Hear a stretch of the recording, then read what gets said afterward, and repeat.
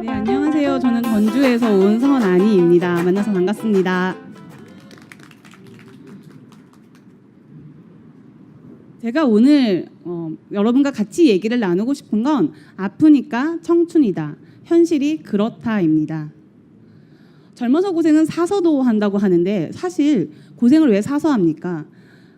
사서 하는 고생은 결국 골병만 들게 합니다. 한 기사의 내용인데요. 굶어서 아프고 아파서 서러운 청춘. 많은 청년이 주로 편의점에서 삼각김밥, 컵라면 같은 즉석식품으로 15분 이내에 식사를 해결한다. 이런 부실한 흑밥은 청년의 건강을 해친다. 하지만 건강이 나빠져도 병원에 갈 겨를도 돈도 없다. 많은 청년들이 감기가 들거나 아프면 약국에서 약을 먹거나 아니면 참습니다.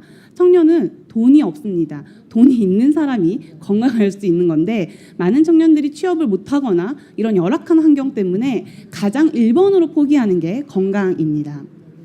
돌도 씹어먹을 나이라는 이런 말들이 있기 때문에 청년의 건강에 관심이 없어지는 겁니다. 그리고 그 아픈 청년들을 개인이 알아서 건강관리해야 한다고 생각하고 있는 겁니다.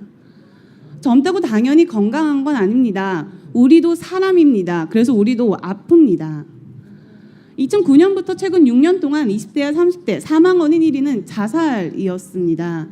그리고 2015년 건강행태 및 만성질환 통계 자료를 봐도 20대와 30대의 스트레스 인지율이 굉장히 높습니다. 스트레스는 만병의 근원이죠. 많은 데이터들이 청년이 아프다는 사실을 확인시켜주고 있습니다. 이건 외면하는 거 아닐까요?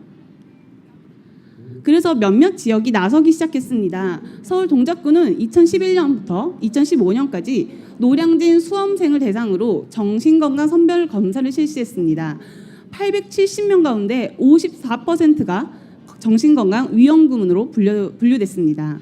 동작구가 실시한 수험생 실태조사에 따르면 수험생 80%가 불안, 무기력 등 정서적 어려움을 겪는 것으로 나타났습니다. 노량진의 청년들만 이렇게 아프고 힘들까요?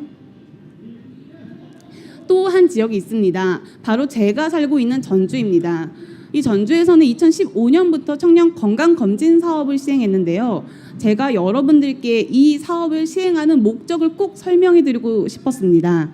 청년기는 학원 및 아르바이트 등으로 인하여 건강관리에 취약한 시기로 최근 결핵 등 후진국성 질병이 청년층에 높게 나타남에 따라 사회적 측면에서 질병 예방 및 건강 지원 서비스를 강화하고자 한다고 합니다. 청년을 건강 관리에 취약한 시기로 보고 있고 그렇기 때문에 사회적 측면에서 관리해야 한다는 겁니다. 그래서 전주시가 하고 있는 이 사업은